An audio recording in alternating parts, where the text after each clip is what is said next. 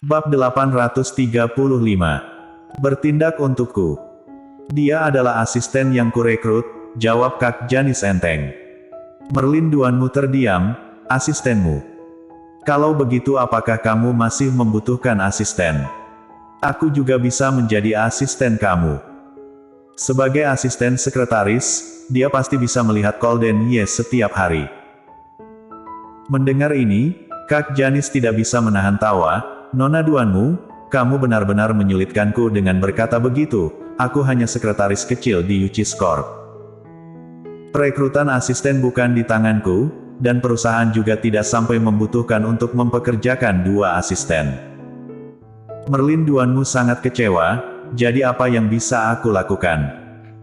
Aku benar-benar hanya ingin membantu Kak Golden, kakak sekretaris, bisakah kamu memikirkan cara untuk membantuku?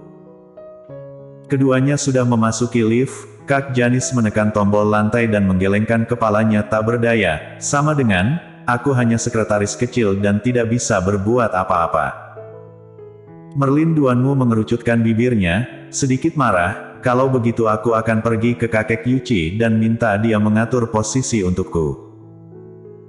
Dia sudah berkata begitu, dan itu bukan sesuatu yang bisa diintervensi oleh sekretaris. Melihat lantai bawah semakin dekat, Kak Janis menyampaikan maksud Golden Yuchi kepada Merlin Duanmu. Nona Duanmu, Yuchis Corp biasanya sangat sibuk di tempat kerja. CEO menyampaikan maksud agar Anda tidak mengganggunya lagi selama jam kerja di masa depan. Mendengar itu, Merlin Duanmu langsung membelalak, kamu bilang apa? Dia masih memikirkan cara dan tidak ingin menyinggung perasaan Kak Janis, tapi dia tidak menyangka Kak Janis tidak akan memberinya muka di detik berikutnya. Kak Janis merasakan perubahan ekspresinya dan mundur selangkah, ini yang dimaksud CEO. Apakah Nona Duanmu mengganggu CEO hari ini? Mengganggu.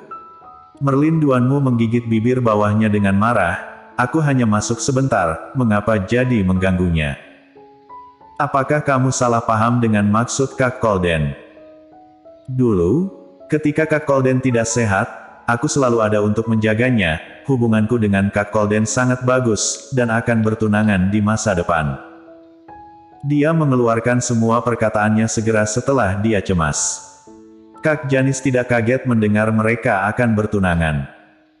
Faktanya, jika keluarga Yuchi dan keluarga Duanmu benar-benar bertunangan, dia benar-benar merasa itu hal yang sangat normal.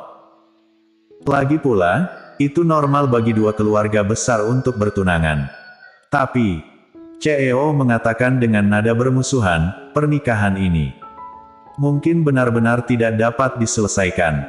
Ting! Pada saat ini, pintu lift terbuka. Kak Janis berdiri diam dan tersenyum sambil berkata, aku antar Nona Duanmu sampai sini. Jika Nona Duanmu memiliki pertanyaan lain, boleh pergi ke keluarga Yuchi untuk bertanya secara langsung setelah pulang kerja di malam hari. Merlin Duanmu berjalan keluar dari lift dengan putus asa. Kak Janis kembali ke ruang sekretaris, Audrey Han sedang mencetak dokumen. Ketika melihatnya masuk, dia memanggil, Kak Janis. Iya, Kak Janis mengangguk. Audrey Han ragu-ragu, kaki berkata, terima kasih Kak Janis karena telah membantuku barusan. Mendengar itu, Kak Janis mengangkat alisnya, membantu. Memang aku berbuat apa? Audrey Han. Sepertinya dia tidak ingin membahas masalah ini lagi, kalau begitu Audrey Han hanya bisa tersenyum tipis, dan tidak melanjutkan topik pembicaraan. Kak Janis tidak berniat untuk mengurus hal-hal ini, tetapi ketika dia melihatnya tenang, dia tiba-tiba menjadi penasaran, dan berjalan ke arahnya lalu bertanya dengan suara pelan. Apa yang terjadi? Bagaimana kamu bisa bertemu dengannya di kamar mandi? Berbicara tentang ini, Audrey Han juga sedikit emosional. Dia tidak menyangka akan bertemu Merlin Duanmu di kamar mandi. Dia memasuki kamar mandi dan berencana untuk menyerahkannya kepada takdir. Tapi takdir benar-benar membuat mereka bertemu. Memikirkan hal ini, Audrey Han tertawa kecil, aku sedang di kamar mandi, dia masuk, jadi kami bertemu. Melihat apa yang dia katakan sangat ringan, Kak Janis berpikir sejenak, tetapi masih merasa ada yang tidak beres, dia sangat memusuhimu. Apakah kamu merasakannya? Audrey Han mengangguk. Karena CEO. Detik berikutnya, Kak Janice mengajukan pertanyaan yang tidak diduga oleh Audrey Han. Dia terkejut dan menatap Kak Janice. Kak Janice memandangnya dengan tenang. Tak perlu dikatakan, aku pikir aku sudah menebaknya.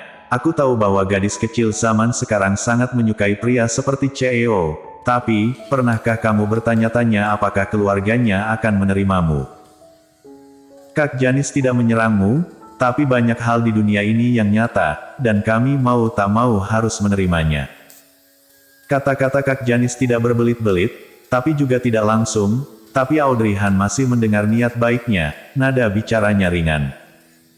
Kak Janice, apa yang kamu katakan? Sudah kupikirkan semuanya. Apa? Kamu sudah memikirkan semuanya? Kak Janice sedikit terkejut, sepertinya, aku yang meremehkan hubungan antara kamu dan CEO, jadi sejauh mana kalian sekarang berkembang? Gosip adalah karakteristik manusia, termasuk Kak Janice. Telinga Audrey Han sedikit merah. Kak Janice, aku. Ya sudah, tidak tanya. Kak Janice melambaikan tangannya, aku tidak boleh jadi tukang gosip, agar tidak menimbulkan masalah, dasar anak muda seperti kalian. Setelah berbicara, dia berbalik dan keluar. Audrey Han berdiri sendiri, setelah Kak Janice pergi, rasa malu di wajahnya menghilang, dan matanya digantikan oleh tatapan serius. Sejak dia memasuki perusahaan ini, dia berpikir bahwa suatu hari dia pasti akan bertemu dengan Jerry Yuichi. Ini hanya masalah cepat atau lambat, sekarang dia dan Merlin Duanmu bertemu lebih dulu, apakah akan jauh dari hari dia dan Jerry Yuichi bertemu? Bibi Song. Entah bagaimana keadaannya. Dia juga tidak terlalu enak, dia terus menelepon mengejarnya, padahal dari awal sudah merepotkannya. Keluarga Yuichi. Kakek Yuichi, kamu harus bertindak untuk Merlin. Merlin sangat menyukai Kak Golden. Selama bisa bertunangan dengannya, Merlin tidak akan pernah berubah hati sampai mati. Kakek Yuichi, bantu Merlin ya. Dia terus menangis sejak dia kembali dari perusahaan. Jerry Yuichi sampai sakit kepala dibuat berisik olehnya, padahal dia pensiun karena ingin sedikit lebih tenang. Seseorang harus mengenali usia tuanya, ketika mencapai usia tertentu, dia akan merasa tidak berdaya untuk melakukan banyak hal. Sekarang setelah dia menemukan cucunya, dia ingin memberikan segalanya kepada Golden Yuichi, dan mundur perlahan agar bisa hidup tenang. Namun, selama dia pensiun, dia merasa bukan hanya dia tidak tenang, malahan ada suara keras di telinganya sepanjang hari, terutama baru-baru ini. Begitu Merlin Duanmu datang untuk menangis di depannya, Jerry Yuichi merasa sangat kesal, dia masih merasa bahwa perempuan harus menjaga penampilan, terlepas dari senang ataupun sedih, seharusnya penampilan tetap dijaga. Namun terlepas dari ini, Merlin Duanmu masih cucu menantunya, dan Jerry Yuichi hanya bisa menghiburnya. Sudah, jangan sedih, bukankah kamu hanya ingin masuk perusahaan? Nanti aku suruh orang masukkan kamu ke perusahaan, apapun posisinya, kamu bisa melihat Golden setiap hari. Mata Merlin Duanmu berbinar, sungguh, kakek, terima kasih. Hanya saja, ada seseorang di perusahaan. Bersambung.